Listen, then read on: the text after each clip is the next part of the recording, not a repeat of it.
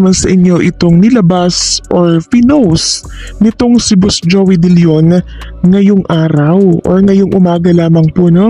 So naglabas siya ng dalawang painting, which is yung nilabas ni Boss Joey kahapon na kung saan nandoon yung mga network na naging parte po, no, ng Itbulaga.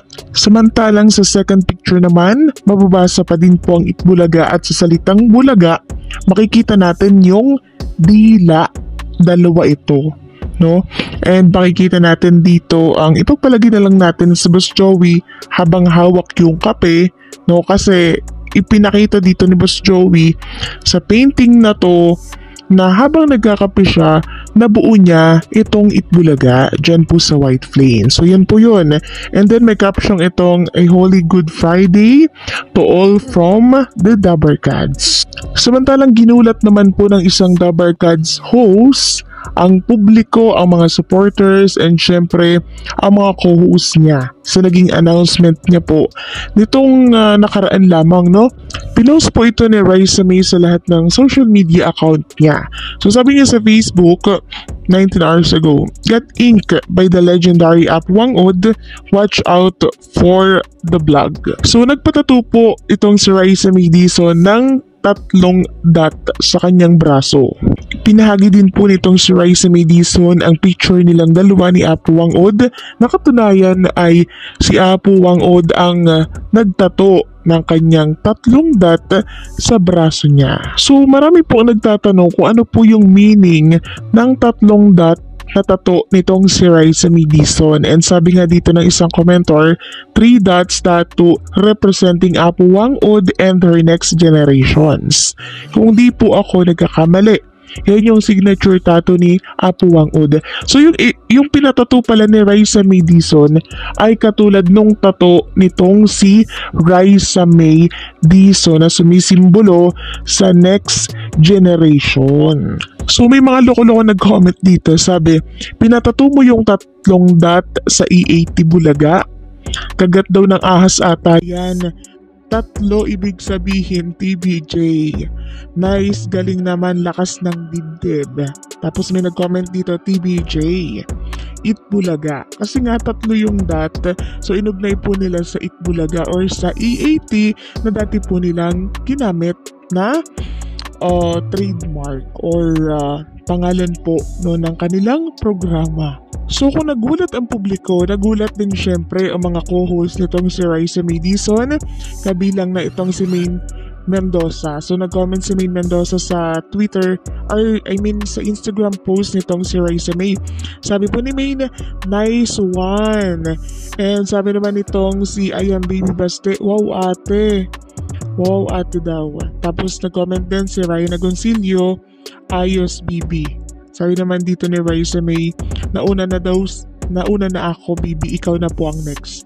So may balak pala itong si Dabarkads Ryan Agoncillo na bisitahin din itong si Apo Wangod at magpatato, no? So ingat Kuya Ryan, kasi itong si Apo Wangod parang 'di ba yung kay Piolo Pascual, nilalagay niya yung kamay ni Apo Wangod dun sa 'di ba, sa ng lalaki. So ingat Kuya Ryan, baka ikaw na yung next. So grabe, no, ang tatag, ang tibay ng loob nitong si Raisa May Dizon na magpatato.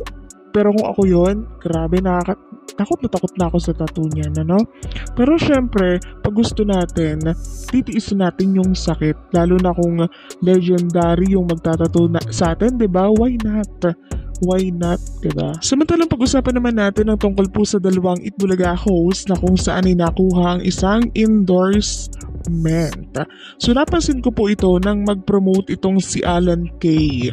Kasi siya po ay nasa Bangkok, Thailand nitong mga nakarang araw. Hindi ko lang sure kung nakabalik na po siya.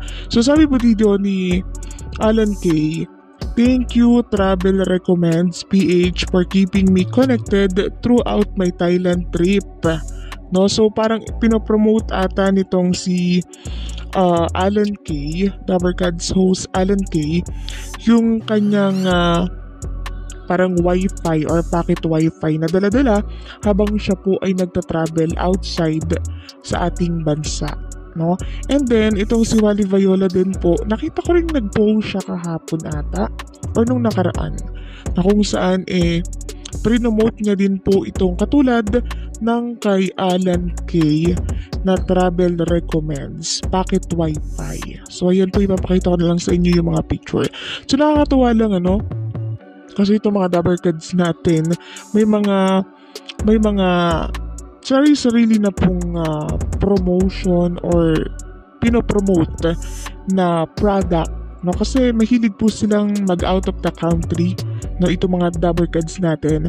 Kaya bagay lang sa kanila yun na sila po yung piliin ng Travel Recommends PH na mag-promote, no, ng kanilang product. Bukod doon, alam mo naman po, 'di ba? Alam niyo naman na maraming dabber cards natin. So once na pre-nomote nila, may tatangkilik at may tatangkilik dahil po yan sa mga supporters ng Itbulaga. So congratulations sa mga legit dabber cards natin na may panibagong endorsement na naman. So pagka talaga ikaw ay napabilang dito po sa Itbulaga or sa poder ng TBJ, makikilala at makikilala ka talaga hanggang dumating yung time na magkakaroon ka ng endorsement, magkakaroon ka ng mga kung ano-anong offer na project, no? Kasi hindi biro na mapabilang talaga sa poder ng Tito Vic and Joey. Makikilala at makikilala talaga kayo dahil po yun sa dami ng nagmamahala sa Tito Vic and Joey. Diba? Ikaw ba naman ang since 1979 nakilala na at pinag-uusapan, diba? So yung mga supporters na yon since 1979 until now ay sumusuporta pa din sa Tito Vic and Joey at sa mga next generation ng TBJ. So hanggang dito na lamang po ang update natin at maraming salamat sa pagsuporta at pagsubaybay.